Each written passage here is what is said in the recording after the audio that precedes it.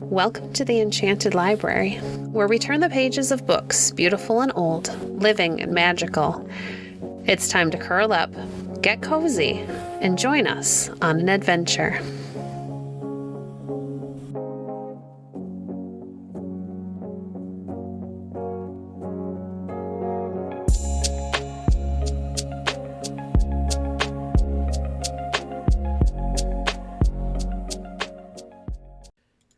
Today we're reading from 20 Beautiful Stories from Shakespeare by Edith Nesbit. Much Ado About Nothing. In Sicily is a town called Messina, which is the scene of a curious storm in a teacup that raged several hundred years ago. It began with sunshine. Don Pedro, Prince of Aragon in Spain, had gained so complete a victory over his foes that the very land whence they came is forgotten.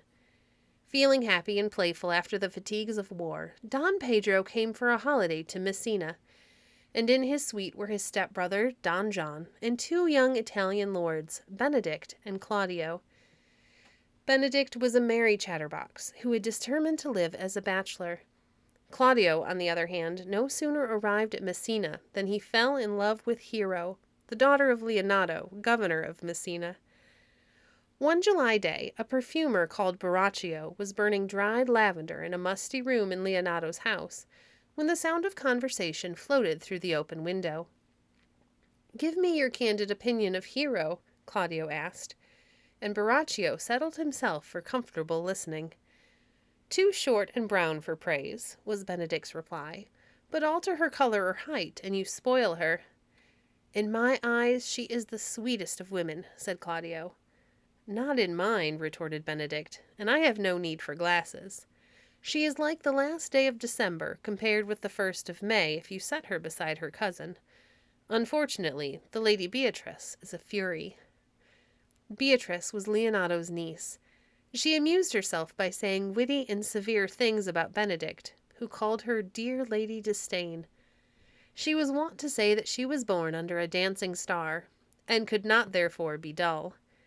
Claudio and Benedict were still talking when Don Pedro came up and said good-humoredly, "Well, gentlemen, what's the secret?" "I'm longing," answered Benedict, "for your grace to command me to tell." "I charge you, then, on your allegiance, to tell me," said Don Pedro, falling in with his humor.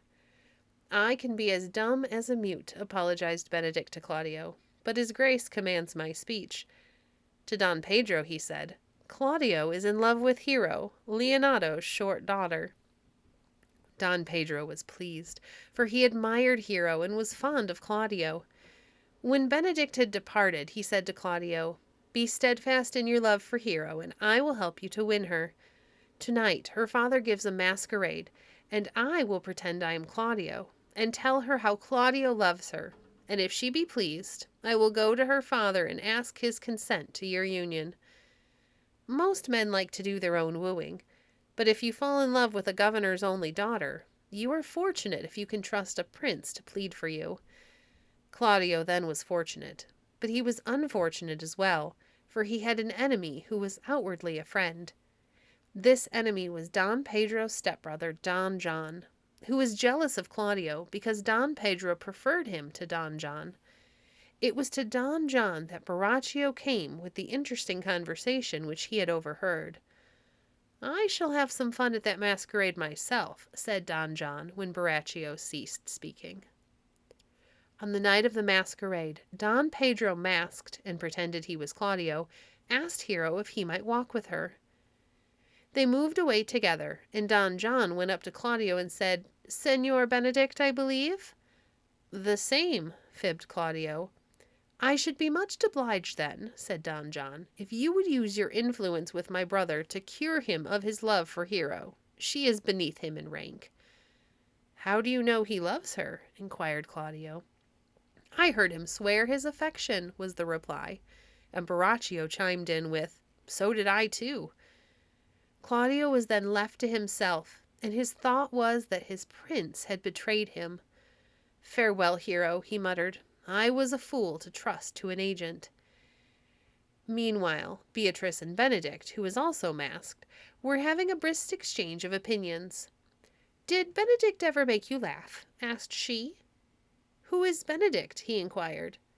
"A prince's jester," replied Beatrice, and she spoke so sharply that "I would not marry her," he declared afterward, "if her estate were the Garden of Eden."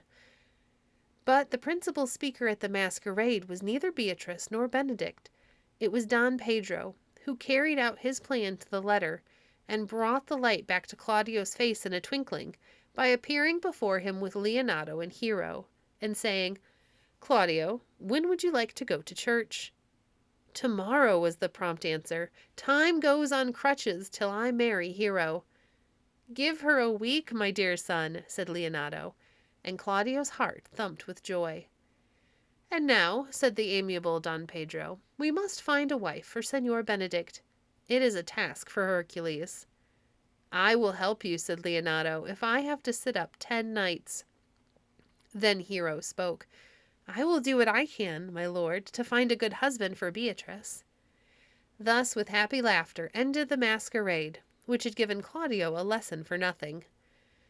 Borachio cheered up Don John by laying a plan before him, with which he was confident he could persuade both Claudio and Don Pedro that Hero was a fickle girl who had 2 strings to her bow. Don John agreed to this plan of hate. Don Pedro, on the other hand, had devised a cunning plan of love. "If," he said to Leonardo, "we pretend, when Beatrice is near enough to overhear us, that Benedict is pining for her love, she will pity him, see his good qualities, and love him. And if, when Benedict thinks we don't know he is listening, we say how sad it is that the beautiful Beatrice should be in love with a heartless scoffer like Benedict, he will certainly be on his knees before her in a week or less." So one day, when Benedict was reading in a summer house, Claudio sat down outside it with Leonardo and said, "Your daughter told me something about a letter she wrote." "Letter?" exclaimed Leonardo. "She will get up 20 times in the night and write goodness knows what." But once Hero peeped and saw the words "Benedict and Beatrice" on the sheet, and then Beatrice tore it up. "Hero told me," said Claudio, "that she cried, 'Oh, sweet Benedict!'" Benedict was touched to the core by this improbable story, which he was vain enough to believe. "She is fair and good," he said to himself. "I must not seem proud. I feel that I love her. People will laugh, of course, but their paper bullets will do me no harm." At this moment Beatrice came to the summer house and said, "Against my will, I have come to tell you that dinner is ready." "Fair Beatrice, I thank you," said Benedict. "I took no more pains to come than you take pains to thank me," was the rejoinder, intended to freeze him. But it did not freeze him. It warmed him. The meaning he squeezed out of her rude speech was that she was delighted to come to him.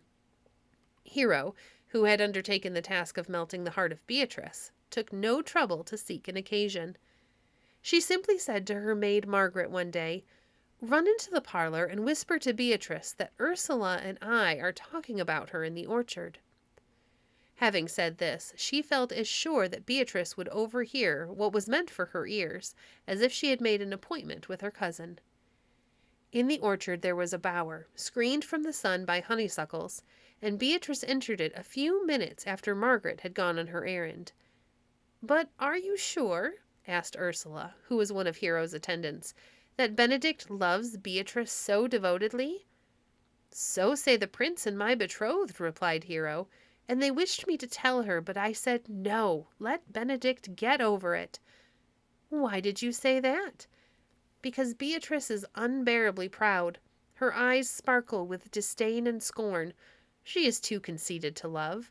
I should not like to see her making game of poor Benedict's love. I would rather see Benedict waste away like a covered fire." "I don't agree with you," said Ursula. "I think your cousin is too clear-sighted not to see the merits of Benedict." "He is the one man in Italy, except Claudio," said Hero. The talkers then left the orchard, and Beatrice, excited and tender, stepped out of the summer house, saying to herself, "Poor dear Benedict, be true to me, and your love shall tame this wild heart of mine." We now return to the plan of hate. The night before the day fixed for Claudio's wedding, Don John entered a room in which Don Pedro and Claudio were conversing, and asked Claudio if he intended to be married tomorrow. "You know that he does," said Don Pedro. "He may know differently," said Don John, "when he has seen what I will show him if he will follow me." They followed him into the garden, and they saw a lady leaning out of Hero's window, talking love to Borachio. Claudio thought the lady was Hero, and said, "I will shame her for it tomorrow." Don Pedro thought she was Hero too, but she was not Hero. She was Margaret. Don John chuckled noiselessly when Claudio and Don Pedro quitted the garden. He gave Borachio a purse containing 1,000 ducats. The money made Borachio feel very gay, and when he was walking in the street with his friend Conrad, he boasted of his wealth and the giver, and told what he had done. A watchman overheard them, and thought that a man who had been paid 1,000 ducats for villainy was worth taking in charge. He therefore arrested Borachio and Conrad, who spent the rest of the night in prison. Before noon of the next day, half of the aristocrats in Messina were at church. Hero thought it was her wedding day, and she was there in her wedding dress, no cloud on her pretty face or in her frank and shining eyes. The priest was Friar Francis. Turning to Claudio, he said, "You come hither, my lord, to marry this lady?" "No," contradicted Claudio. Leonato thought he was quibbling over grammar. "You should have said, friar," said he, "you come to be married to her." Friar Francis turned to Hero. "Lady," he said, "you come hither to be married to this count?" "I do," replied Hero. "If either of you know any impediment to this marriage, I charge you to utter it," said the friar. "Know you of any, Hero?" asked Claudio. "None," said she. "Know you of any, Count?" demanded the friar. "I dare reply for him, none," said Leonato. Claudio exclaimed bitterly, "Oh, what will not men dare say? Father," he continued, "will you give me your daughter?" "As freely," replied Leonato, "as God gave her to me." "And what can I give you," asked Claudio, "which is worthy of this gift?" "Nothing," said Don Pedro, "unless you give the gift back to the giver." "Sweet prince, you teach me," said Claudio. "There, Leonato, take her back." These brutal words were followed by others, which flew from Claudio, Don Pedro, and Don John. The church seemed no longer sacred. Hero took her own part as long as she could, then she swooned. All her persecutors left the church, except her father, who was befooled by the accusations against her, and cried, "Hence from her, let her die!" But Friar Francis saw Hero blameless with his clear eyes that probed the soul. "She is innocent," he said. "1,000 signs have told me so." Hero revived under his kind gaze. Her father, flurried and angry, knew not what to think, and the friar said, "They have left her as one dead with shame. Let us pretend she is dead until the truth is declared and slander turns to remorse." "The friar advises well," said Benedict. Then Hero was led away into a retreat, and Beatrice and Benedict remained alone in the church. Benedict knew she had been weeping bitterly and long. "Surely I do believe that your fair cousin is wronged," he said. She still wept. "Is it not strange," asked Benedict gently, "that I love nothing in the world as well as you?" "It were as possible for me to say I loved nothing as well as you," said Beatrice, "but I do not say it. I am sorry for my cousin." "Tell me what to do for her," said Benedict. "Kill Claudio." "Oh, not for the wide world," said Benedict. "Your refusal kills me," said Beatrice. "Farewell." "Enough! I will challenge him," cried Benedict. During this scene, Borachio and Conrad were in prison. There they were examined by a constable called Dogberry. The watchman gave evidence to the effect that Borachio had said he had received 1,000 ducats for conspiring against Hero. Leonato was not present at this examination, but he was nevertheless now thoroughly convinced of Hero's innocence.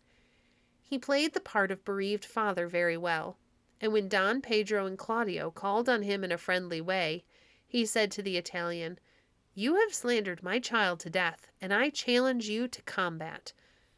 "I cannot fight an old man," said Claudio. You could kill a girl, sneered Leonato, and Claudio crimsoned. Hot words grew from hot words, and both Don Pedro and Claudio were feeling scorched when Leonato left the room and Benedict entered. The old man, said Claudio, was like to have snapped my nose off. You are a villain, said Benedict shortly. Fight me when and with what weapon you please, or I call you a coward. Claudio was astounded, but said, I'll meet you. Nobody shall say I can't carve a calf's head. Benedict smiled, and it was time for Don Pedro to receive officials. The prince sat down in a chair of state and prepared his mind for justice. The door soon opened to admit Dogberry and his prisoners. What offense, said Don Pedro, are these men charged with? Borachio thought the moment a happy one for making a clean breast of it. He laid the whole blame on Don John, who had disappeared. The Lady Hero being dead, he said, I desire nothing but the reward of a murderer. Claudio heard with anguish and deep repentance. Upon the re-entrance of Leonato, he said to him, This slave makes clear your daughter's innocence. Choose your revenge. Leonato, said Don Pedro humbly, I am ready for any penance you may impose. I ask you both, then, said Leonato, to proclaim my daughter's innocence, and to honor her tomb by singing her praise before it. As for you, Claudio, I have this to say. My brother has a daughter, so like Hero that she might be a copy of her. Marry her, and my vengeful feelings die. Noble sir, said Claudio, I am yours. Claudio then went to his room and composed a solemn song. Going to the church with Don Pedro and his attendants, he sang it before the monument of Leonato's family. When he had ended, he said, Good night, Hero. Yearly I will do this. He then gravely, as became a gentleman whose heart was Hero's, made ready to marry a girl he did not love. He was told to meet her in Leonato's house, and was faithful to his appointment.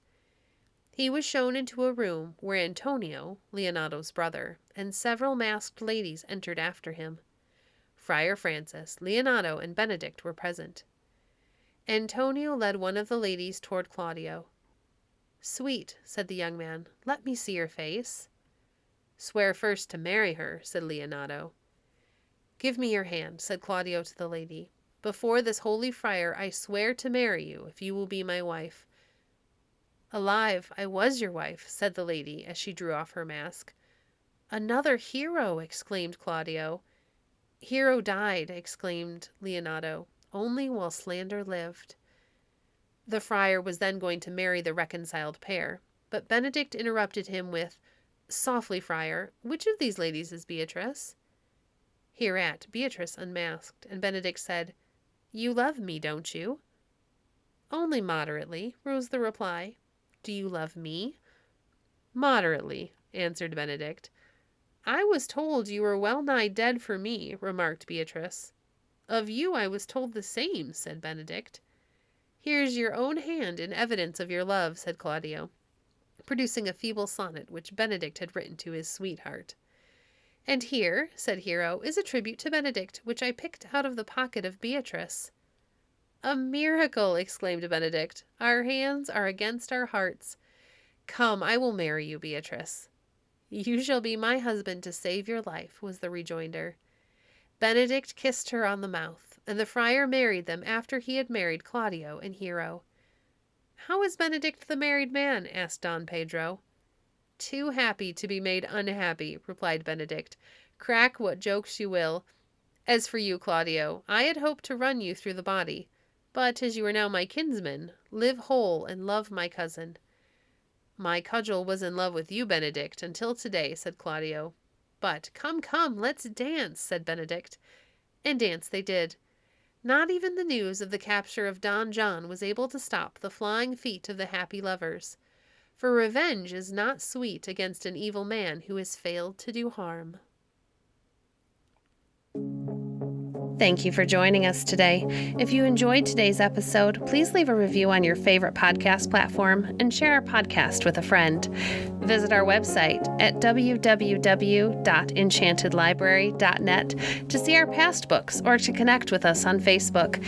If you'd like to support the work we do, you can visit our Patreon page at patreon.com/enchantedlibrary. We appreciate your support. Until next time, friends, happy reading.